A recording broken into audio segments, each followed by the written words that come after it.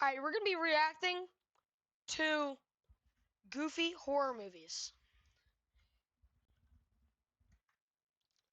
Let's go. You know, horror movies could come in many styles. There's scary ones, boring ones, and then the third one, goofy ones. That's right, ladies and gents. Today, once again, I'll be going over some more of the goofiest horror movies I've personally seen. And y'all know the drill. Some of these you may know or even like. Some of these you may not like at all. And in the end, I'll go over one of the The Freddy Fazbear movie was like, the Five Nights at Freddy's movies were so bad. They're terrible. How do people like those? goofiest horror movies I've seen in a minute. And without further ado, alright, so before I even start, let me tell y'all, this movie is good. It's just surprising. Like, you'll watch the first few minutes of it thinking it's seriously a regular horror movie, but then it evolves into something else. So in Ready or Not, we follow this couple who are getting married, Grace and Alex. And this girl, Grace, might be the luckiest woman in the world. Because let me tell you, this dude, Alex's family is loaded. They are wealthy, stupid wealth, bidets and golden toilet paper type of wealth. The Leto Mosses, a family that got their fortune off selling board games. And even though watching this, it may seem like the come up of a lifetime for Grace. Like, you telling me all I gotta do is get married to you when I'm rich? Where do I sign? Always read the fine print, cause there seems to be a bit more going on with this family. Something weird.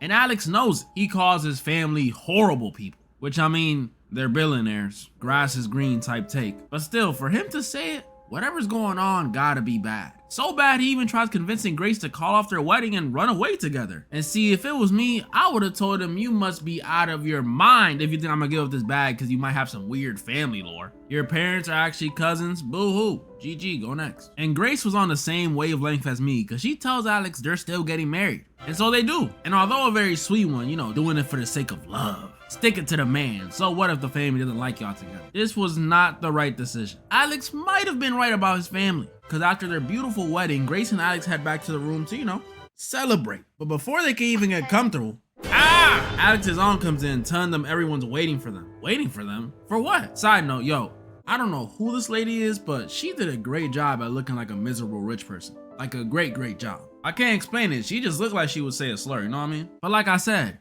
waiting for them? For what? Well, Alex explains to Grace that his family has this tradition. Whenever there's a wedding and a new person is let into the family, they do a game night, picked by the newest member of the family. Since, you know, they got their fortune off games, they all play a game for some sort of initiation type of thing. Are those books or games? Like, like Twister. Is there Twister in there? Like, Chutes and Ladders.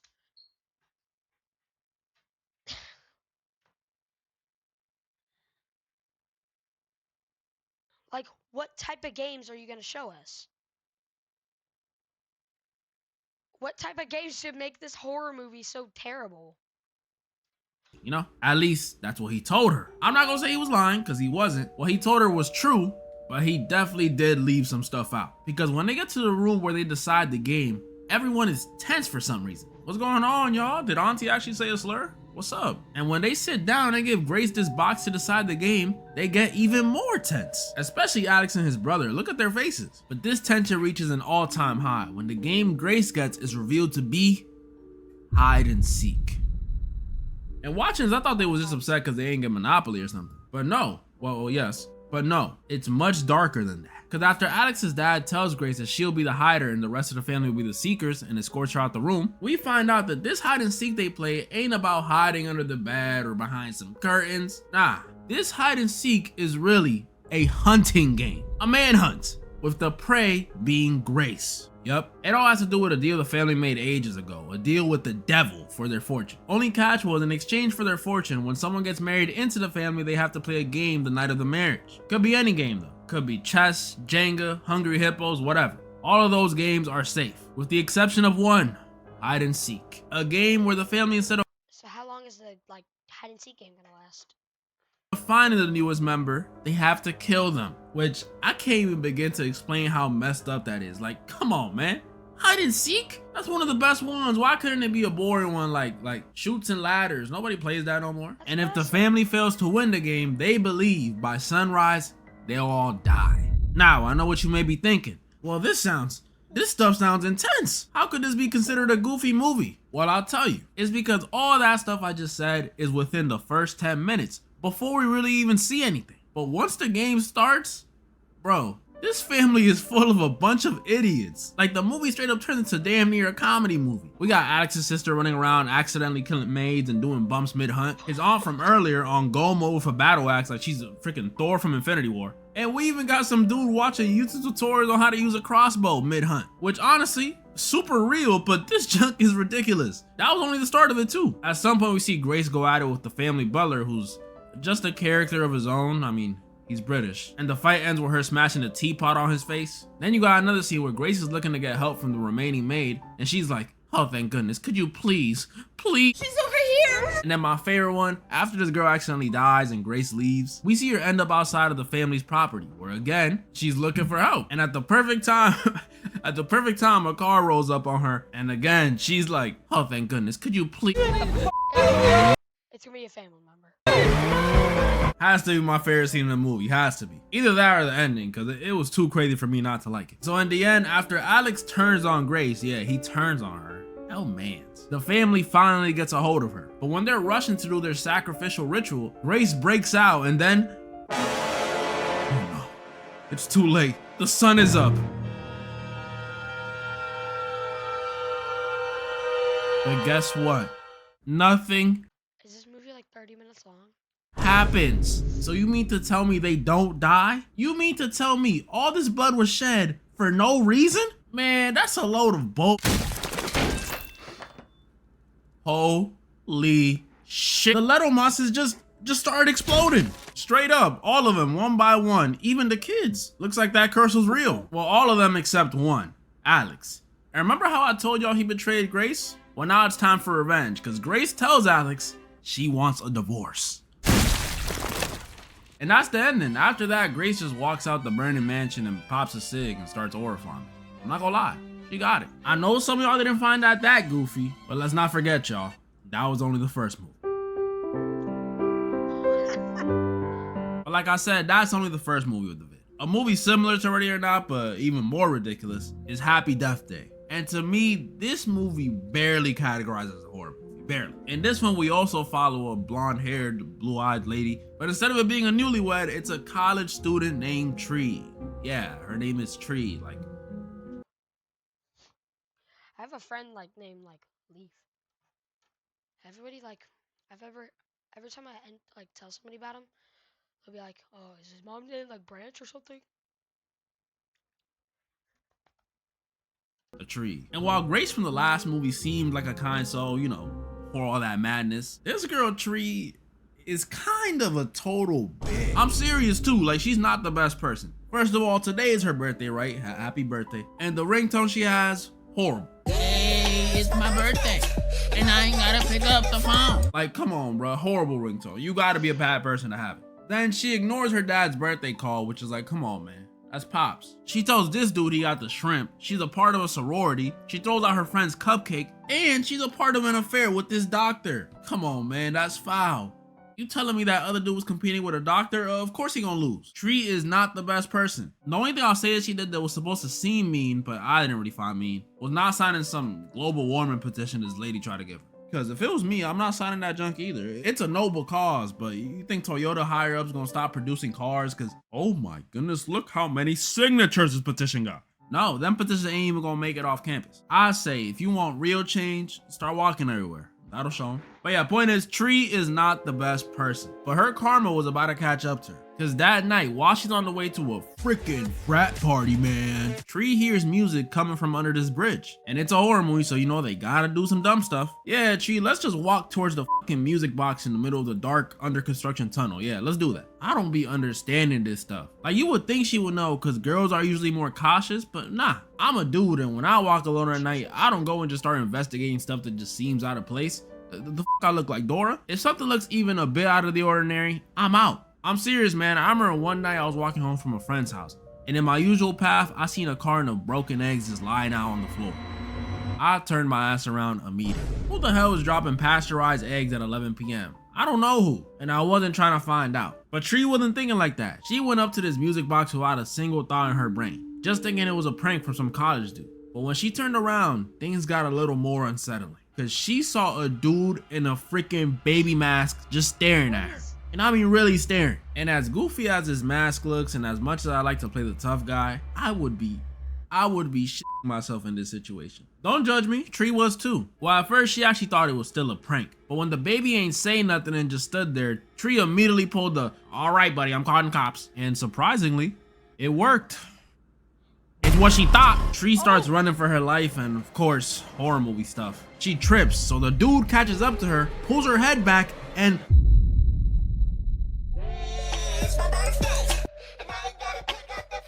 what the? What's going on? Oh, it was all a dream. Is what I bet this movie is gonna be like you know, those like movies where like people are like, how do I say this? Like, if you don't succeed in your like day, you have to repeat it. Like I keep seeing these like TikToks part things. It's like this dude, and he will like, I think he dies either way. And he's like talking to the cop like, "Oh, your mom's about to call you," and like you know it's about to happen throughout the entire day, and you have to like make the right decisions to make it to the next, I guess. I thought at first. But when Tree starts seeing all the same stuff from the dream, I started to get a little suspicious. Dude's friend coming in asking if he cracked just like the dream. Same global warming petition lady coming up to her just like the dream. Even the dude she said got the shrimp approaches her again, just like the dream. What is going on? Even Tree was confused. And this is how you know Tree is not a good person, because dream or not, she does not eat her roommate's cupcake again. But yeah, this is like the biggest case of deja vu ever.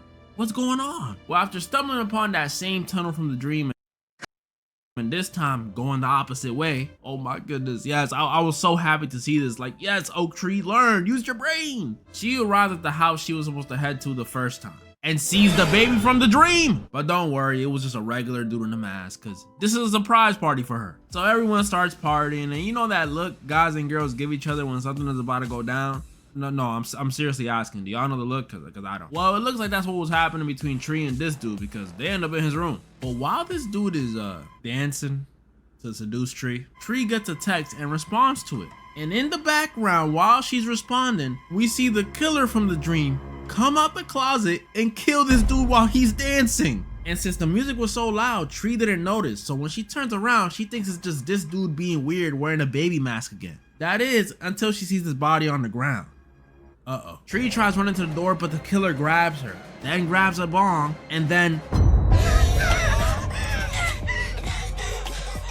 Tree wakes up in the dorm again. And this is when we realize that first night wasn't a dream.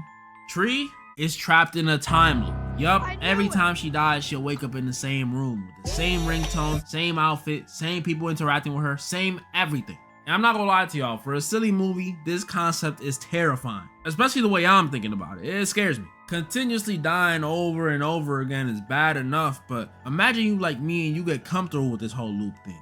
That's the worst thing that can happen. Cause I know myself, I'll just start trying stuff. I'll start using it as a checkpoint, that way I could do random bold stuff, cause you know, nobody gonna remember. But then the one day I wanna try something really crazy, the loop stops and I can't reset no more, and I'm in the middle of a Walmart naked. That junk will be scary. But as scary as it is, I told y'all, this movie is just like Ready or Not. It tackles it in a unique way. Because after Tree discovers she's in a loop and the only way to get out is by killing the killer, we get a compilation of her doing process of elimination bars by repeatedly dying. We see her get drowned, stabbed, hit by a bus. She dyes her hair for some reason, hit by a bat, walks around naked for some reason. I told y'all it was a good idea. Self-delete. We even see her get blown up, all while Demi Lovato is playing in the back for some reason.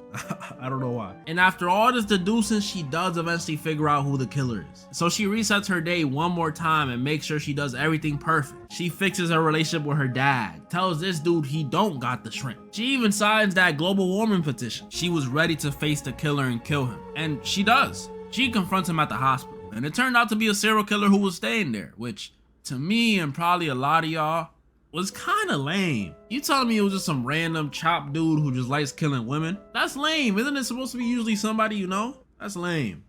But I assure you, it was not over. Because after that perfect execution and the cycle was seemingly over, Tree decides to end the day and celebrate her birthday by I bet there's two. finally indulging in that cupcake her roommate made her. You know, might as well, we won, right? But then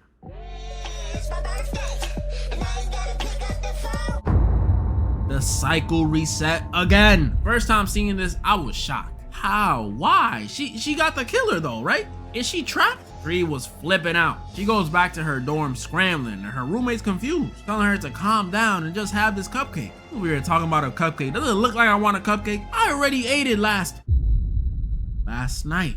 The loop reset because Tree died again because the cupcake was poisoned. Yup, that's right, ladies and gentlemen. The killer was her roommate the whole time.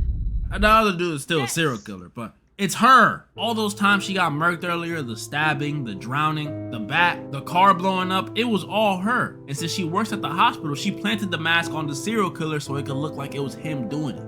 I know, insane. If you're wondering why she did it, well, it turns out she was also having an affair with Dr. over here. And she hated how much more the doctor likes Tree than her, which you want to kill her because the married guy prefers her as a side piece over you as a side piece.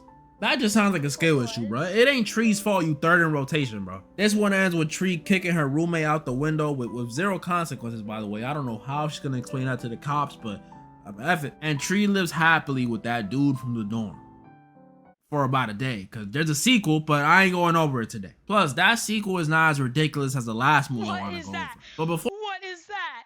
before I go over that one, real quick, I gotta talk about a horror movie that was not only more ridiculous than Tree over here, but disappointed me crazy.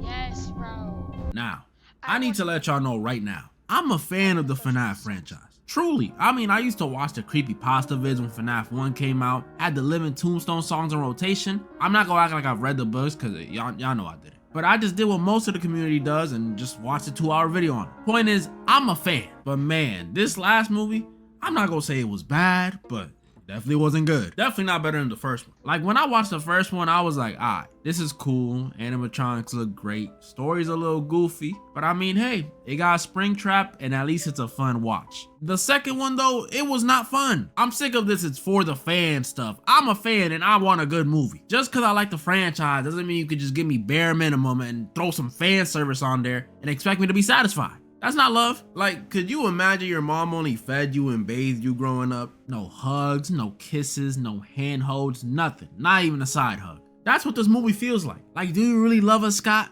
Do you love me? And the most ridiculous part about this movie to me, like, it's extremely ridiculous. I could not stop thinking about it the whole movie because it happened so early on. And y'all know I hate this. Is that the characters are so stupid. Like, not even the main characters. That's not who I'm talking about. I mean civilians. Like at the very start of the film, which was really nice by the way, but aside from what I'm about to say now, we get this scene where this little girl witnesses a kid getting kidnapped and she rushes to the adults in the area to help her. But for some reason, all of the adults in this movie just tell her to take a hop? Like, did you mishear me? I said a kid is getting kidnapped. What you mean, bug off? And I understand it's important to the puppet's backstory because, you know, she died with rage and that's why she hates the parents in the movie or whatever. But bro, no grown adult is going to respond like this to a child begging for help. Oh, okay, maybe like one. But you telling me they all ignored her? Cap.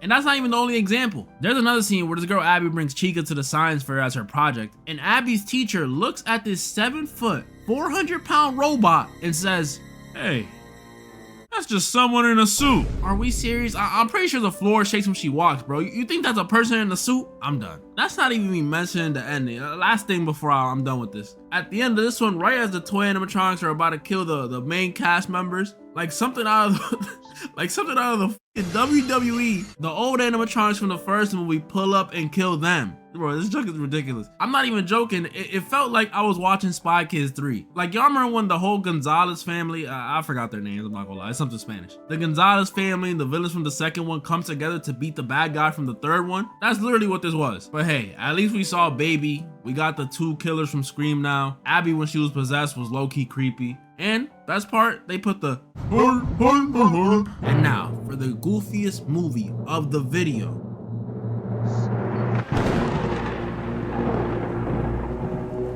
Y'all, this movie might seriously be the most ridiculous movie I've gone over on this channel. From the moment I saw this movie pop up on my Hulu feed, I was like, oh, they gonna love this. The title says enough about it, so I'm gonna just get straight into it. In this movie, we follow another sorority girl named Emily. And while she's not as rude as Tree, you know, now out here telling dudes they got the shrimpy, I actually think she's more obnoxious. Because Emily over here is what they like to call a clout chaser. All she wants is to be Instagram famous and the president of her sorority. And look, the second one I don't care about, but I will never understand some people's fixation on being famous. If you're doing it for the money that comes with fame, fine, I completely understand it. But if you're doing it just so you can have meaningless numbers go up and have people in your business, you gotta get your priorities straight.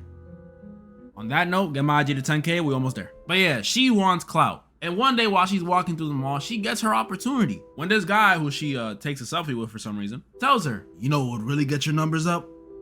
Owning a sloth. Bro, yup, I'm not even gonna hide it. Y'all saw the title. This movie's about a sloth that gets adopted into a sorority house and starts killing everyone. And it is hilarious. Usually with these last movies I go over, there's always something about them I don't like. But this movie is so ridiculous and over the top with the sloth stuff, I can't even take it that serious. And I didn't know it was gonna be this wacky. At first you just see it do regular, well not regular, but more believable stuff like kill a crocodile and the dude from the start. You know, maybe it's just a really strong sloth. But then we start seeing the sloth surf the web, slip pills in this one girl's drink, go on a murder spree in the house that no one notices for weeks, and most ridiculous of all, drive a Mustang. What?